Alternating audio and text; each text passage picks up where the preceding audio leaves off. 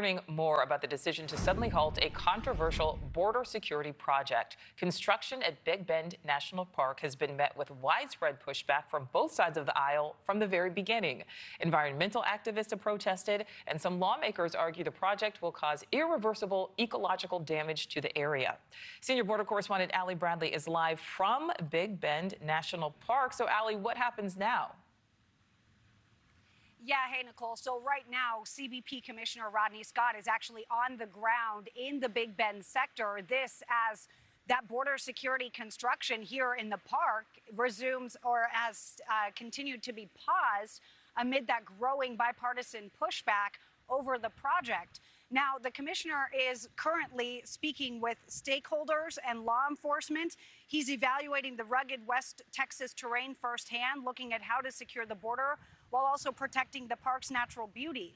Texas Governor Greg Abbott says the pause follows a conversation with DHS Secretary Mark Wayne Mullen, who assured him that no border wall, fence, or barrier of any kind will be built inside Big Bend National Park. Instead, the governor says the administration is looking at other options.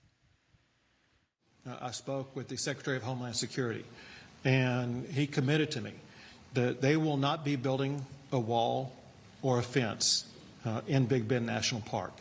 They understand that there are other tools to successfully secure that park through technology, through personnel, and other means. Now, the fight has extended beyond a physical wall. Texas Senator John Cornyn wrote DHS a letter after border sheriffs, county judges, private landowners, and park advocates raised concerns about other potential infrastructure. That includes access roads, maintenance corridors, and lighting. Those stakeholders argue the park's 1,000-foot riverbank cliffs and remote terrain already provide a natural deterrent to illegal crossings and warn additional construction could disrupt wildlife migration, damage culturally significant Native American sites, restrict access to the Rio Grande, and hurt the region's tourism economy. The Center for Biological Diversity has now filed an emergency injunction because they're saying the pause is not enough. They're seeking to block further construction, warning that work could resume and cause irreversible damage to the park. A member of that group saying they are not declaring victory and, quote, won't stop fighting until the project is stopped altogether. Now, Nicole, there is no timeline on when we could see that construction pick back up again. Again, they're not building a wall in Big Bend National Park, but they were looking to carve out some access roads for patrolling and also put in some vehicle barriers. Again, Governor Abbott saying no barrier of any kind is going to be built in the park, Nicole. All right, so Allie, we know you will monitor that, but authorities are also saying they just shut down a pipeline that helped our Mexican drug cartels with thousands of AR-15s. How did this alleged pipeline work? Yeah, so this was not some small-time gun-running operation here. We're talking about some heavy lifting here, and all at the hands, really, of Chandler Bradford, who prosecutors say he actually was using storage units. He was using Mexican shell companies to move thousands of these gun parts across the southern border. And now a San Antonio jury has found him guilty. So authorities say these parts were legally purchased from distributors here in the United States and then taken to storage units around Laredo and McAllen.